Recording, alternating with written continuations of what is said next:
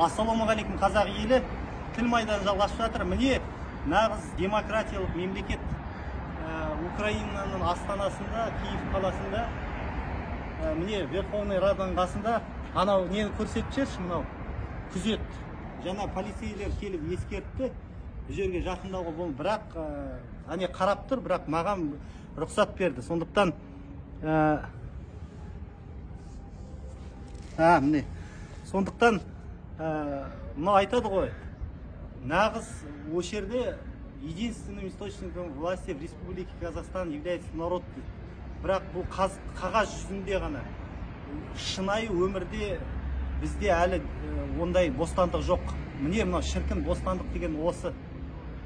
Халық осындай келіп не істегісі келеді емес, бірақ бостандық. Бұл жерде ешқандай шектеу жоқ. Бұл жерде полицияның анандай бізде секілді бөткелер, мынау Ақорданың қасына бір шақырымға жолауға болмайды деген ондай әңгіме жоқ. Керемет бостандық деп осыны айтуға болады.